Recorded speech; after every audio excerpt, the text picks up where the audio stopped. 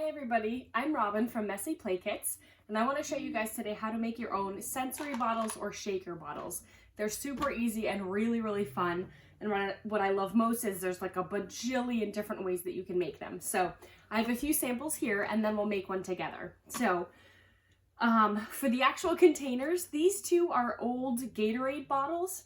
These two I think were like Odwalla juices or something like that, but basically a sturdy recycled plastic bottle that you have at home. See-through is great, so that way you can actually see what you put inside. This one is buttons, so it's pretty loud. The second time I made this one, I actually put pom-poms in as well, because that way it kind of dulled the sound a little bit.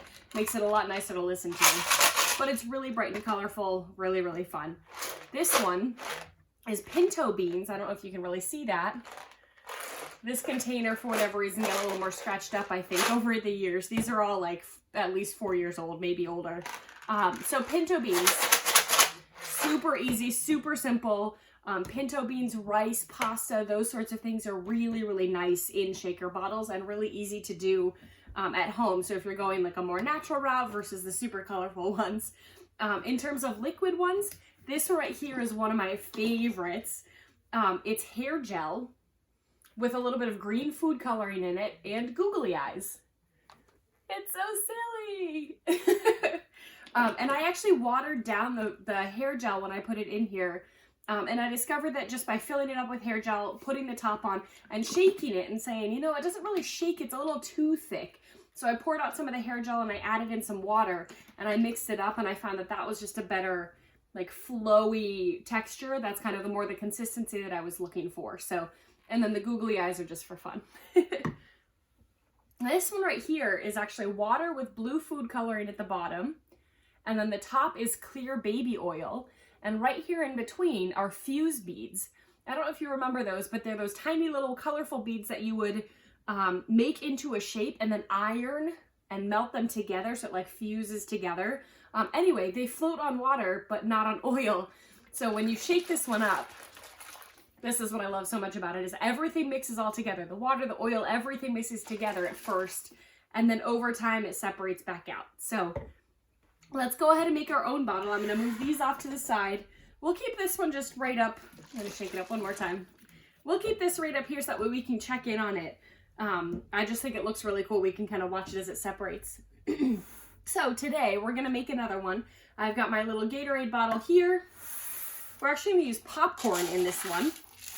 It's a really good sensory material. And I've actually used this in shaker bottles before and in classes and stuff. So it actually has a little bit of colored rice and other stuff kind of mixed together. I have a little other thing just to use as a scoop, but like a measuring cup or a spoon or something like that would work just fine. I'm gonna want a funnel or something to help actually get the material into my container. Depending on the size container you're doing, if you have a wider rim one, you might not necessarily need that.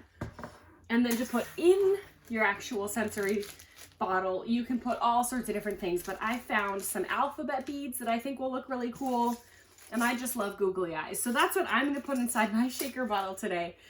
You could also put in sequins or like little foam pieces, then you're doing color and shape identification, whatever you want to do. So the one that I'm gonna do today is kind of like a hide and seek, a little shaker bottle with things hidden in it. So that way kids, as they're looking through, will kind of find those items.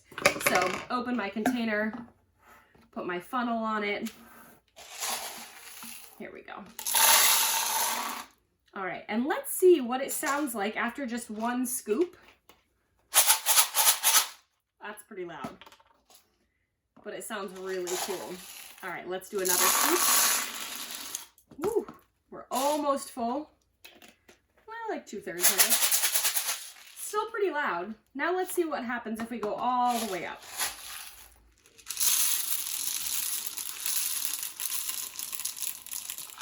All right, there's still a little bit of room up in the neck there, but not much. So if you go all the way to the top, that's a really good way to make a bottle that looks really cool and maybe it's just full of an interesting material but isn't all that loud. So it depends on what you're going for. I want to go for one that's actually a little louder than this.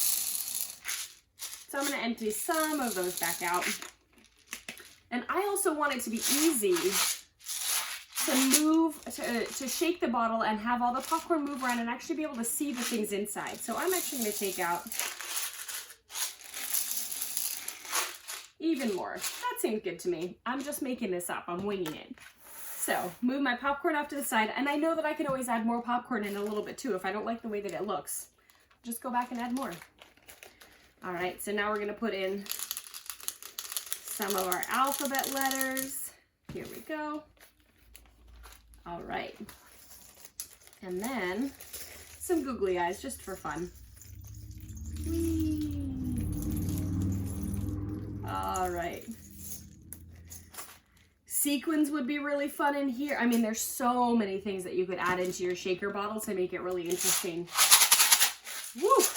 And now we gotta mix it up and see what we think. It's loud, that's for sure.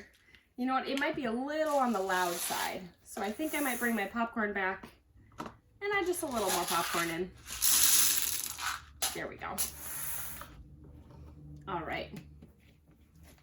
Ooh, and look at this, it's separated back out again. So we've got that water on the bottom and the oil on top. Looks like maybe there's still a little bit of water mixed in because the oil's not totally clear, but it still looks really, really cool. All right, now back to this one. The last thing that I'm going to do before I'm totally done with this is glue the top shut. Like, I don't want this to be opened accidentally or intentionally at all. I want to make sure that this stays glued shut. The bottles that I made here, I made them and I super glued them shut more than 4 years ago, and they're still shut. Like, they have been through so many messy play classes and so many toddlers building and stacking and rolling and throwing and doing all sorts of things with it. So, I am actually just going to use like actual super glue, Loctite. This is just what I found downstairs in our cabinet. I've also used hot glue before, like whatever you have. And then you just put a little bit right around the top here or right around the inside. And it should be pretty quick and easy to do. So I'm going to actually put it on the bottle here. Oop, I can see it coming out. There we go. I'm going to put the top back on that. I'm going to screw this on, and I'm going to leave that to make sure that it fully dries. And I know it dries really quickly. Doesn't even say on here. But in my previous tests, it's dried really quickly. So I'm going to let it sit for just a few minutes. That way I make sure that it actually seals and locks and everything like that, and it won't open again. And that's it. Super duper easy. These things are so much fun. They're really fun to play with. They're really easy to make. And kids just love them. So you can, what I love is that you can also, they're not just great for like shaking and, you know, banging and looking at, but they're also good for stacking. You can try stacking them this way. It kind of works still. Whoop.